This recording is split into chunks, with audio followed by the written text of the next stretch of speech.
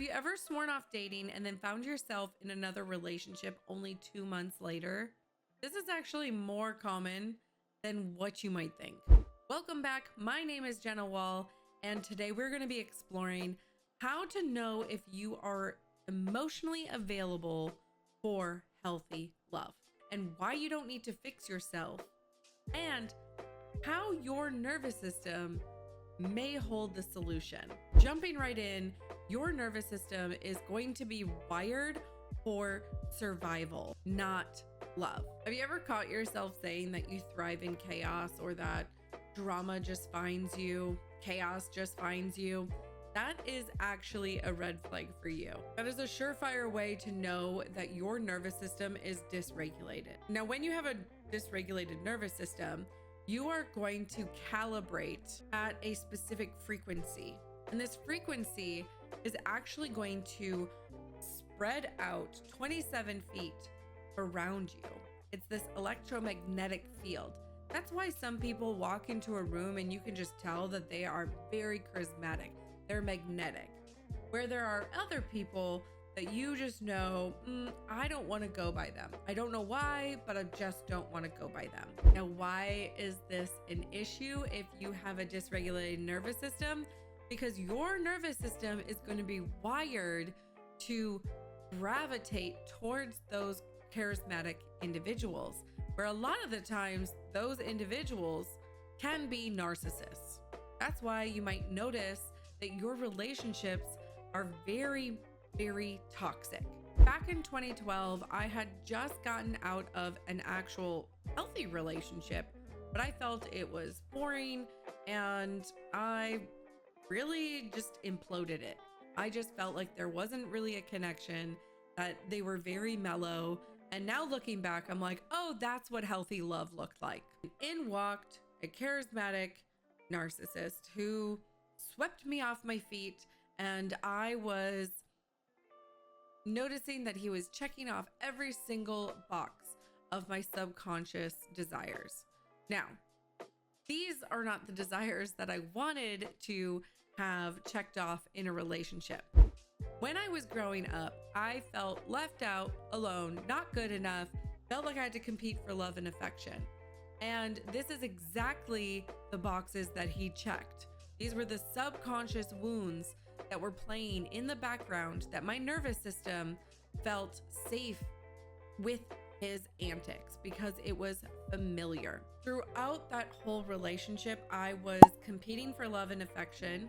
I was feeling left out, not good enough, felt alone, and I even lost 2 of my really good friends because they were so tired of me constantly bringing up how I loved him, but I didn't know if he loved me, and I would just regurgitate and trauma dump all of these things onto them that they were like, if you're not going to listen, like, we can't do this anymore.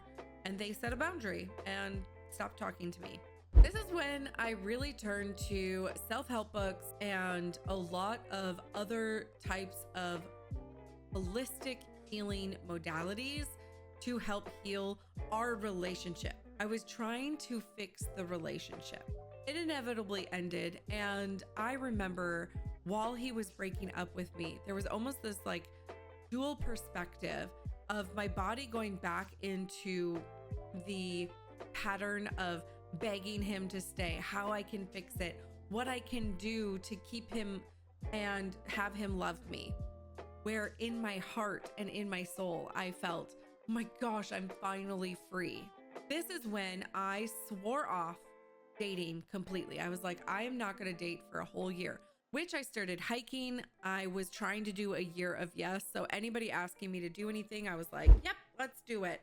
And I was just trying to eat better and focus on really being in my own energy. Someone had asked me to help them at their comic convention. I've never been to a comic convention at that time. And the day before I went to a comic convention, I went with my friend to Deadpool. And while we were watching it and seeing Ryan Reynolds with the main female character, I can't remember her name, she's in Gotham, I was like, I want a relationship like this. The way that he treats her, the way that he adores her, and he's still funny, and they just like have this chemistry, right? Like I want that relationship. Then I go to this comic convention the next day, and sure enough, I find a very charismatic man, and he actually is an artist that also is connected in ways to Deadpool. These are signs. So let's go into the reason why synchronicities aren't always signs from the universe, or insert higher being here. As I mentioned, someone with charismatic personality can be very alluring to somebody who has a dysregulated nervous system. Doesn't mean that everybody who is charismatic is a narcissist, but there are lots of people who have big egos that are very toxic. And because I was in my healing era for about 2 months, I was dead set that this was a sign from the universe telling me that this is the next relationship, and I dove head first. He even proposed to me 2 months later with a ring pop.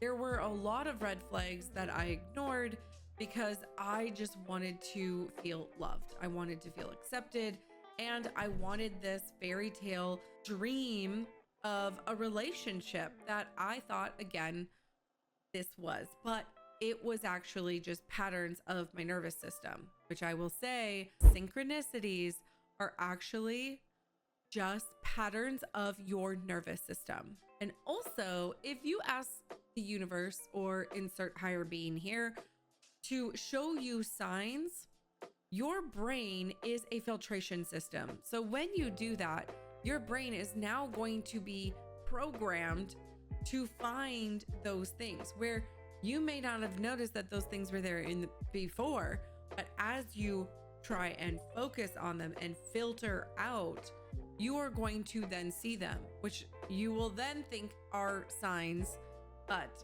what you focus on grows. So how does dysregulation make chaos feel like chemistry? As you're growing up, you are going to experience certain things from your parent. In my case, I was a middle child, so I needed to compete for love and affection, and I felt left out, alone, not good enough, because I always felt like I had to prove that I was good enough, that I was worthy of love. So this is what my nervous system was used to. So then I take those patterns, what I'm used to, and I project them onto all other relationships, not just romantic, but within school, within career, within friendships. And when I continue that same pattern, it starts to dysregulate my nervous system, popping me into either fight or flight or fawn freeze. This is just basic science. When you go into fight, flight, fawn, freeze, your nervous system is surviving. You are unable to kick on your logical thinking brain. So you are coming from your survival lower half of your brain. When you are in an environment that is romantic to your nervous system, it's a pattern, it's familiar, the chaos, the intensity, you mistake intensity for intimacy. And so those really drastic, crazy, big gestures of love make you feel worthy. And then you wonder when they disappear, or they stop doing those things, or they turn into a completely different person, where that person went. But they were just playing to your dysregulated nervous system. And that's why it's really important to know if you are truly really ready for love. And that's exactly why I created my quiz. Am I really ready for love? This is going to help you to know if you are actually emotionally available for healthy love, or if your nervous system might still be in survival mode.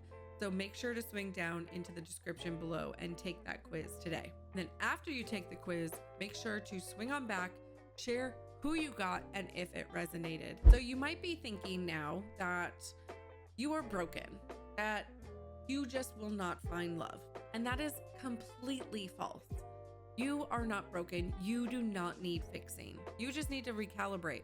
As a high achieving woman, you are so conditioned to give. For example, I was raised Catholic. As I peel back these layers, I'm starting to notice that the Catholic faith is very shameful. And in my opinion, it does cause you to feel like a bad person in everything that you do.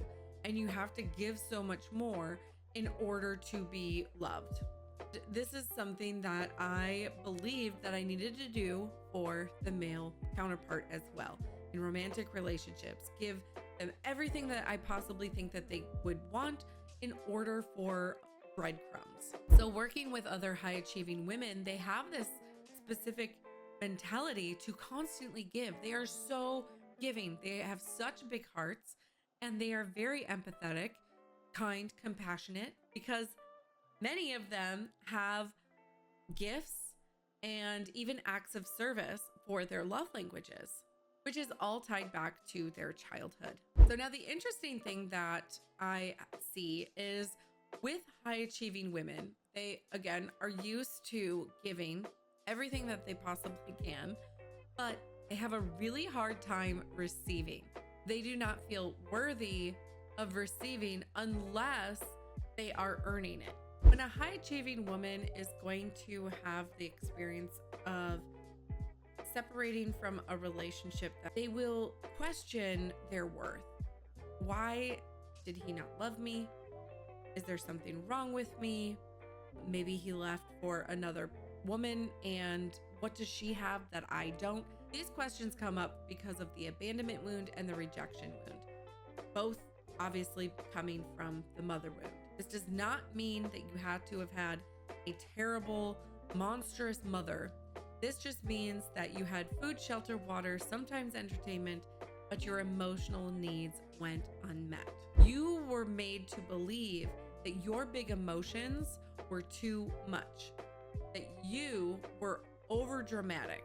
So you never were taught how to recalibrate your nervous system to what you actually desire, because you felt like you were undeserving and not worthy to have what you wanted, which was love.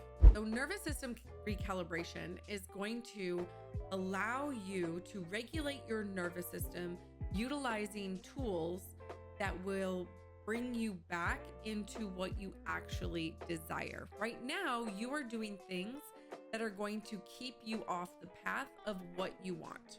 It's familiar, it's your pattern, it makes you feel comfortable because you're in control, even though you aren't where you want to be. So some things that you can use for nervous system regulation are breath work, emotional freedom technique, hypnotherapy, myofascial release, which is the most potent one that I've used, and even shadow work, inner child healing. Those are a little bit more on the mental side. And in this case, for nervous system recalibration, you want to really tap into the body. And now, as I say that, high achieving women have a really difficult time connecting to themselves, connecting to their body, because they have been taught, conditioned, trained that their big emotions are too much. So they always push them down. As a high achieving woman, many times you are going to lean more towards being a people pleaser. And this causes you to create a specific persona in front of others so that you will be liked. So what ends up happening is you showcase this persona and you wonder why people don't like you, but you aren't even being you. And I also think it's really important to understand the signs that you will see as you are becoming more emotionally available, which you will feel safe setting boundaries. And let me be very clear, boundaries are for you, not for the other people. So make it easy on yourself. Start setting small boundaries with you each and every single day so you can start creating that foundation and allowing it to be solid instead of shaky. Another sign that you are becoming more emotionally available for healthy love is you being able to walk away from almost relationships or situationships without shame. This is something that's really difficult for high achieving women because they don't want to feel that shame. They don't want to feel like the bad guy. They also want to feel loved and accepted. because they didn't feel that. And that is their whole quest in life, is to feel loved. But then ironically are unable to receive healthy love. But when you can start noticing that the almost relationships or situationships, and these people are telling you, I'm not interested in having a committed relationship, you are going to set that boundary and be like, well, I am looking for a committed relationship, so this no longer goes further than this. You also won't want to waste your time because you are on a mission and you're not here to just wait for somebody to potentially change their mind, and most likely they will not. You must take people at face value. And my favorite sign is you begin to recognize safe, calm love, not just love that feels intense, because intensity does not mean intimacy. You may have already experienced some of these relationships where you receive love and you feel like running, or it feels boring, or they feel too clingy. And this is icky to your nervous system. And you want that spark and that intensity. But again, intensity isn't intimacy.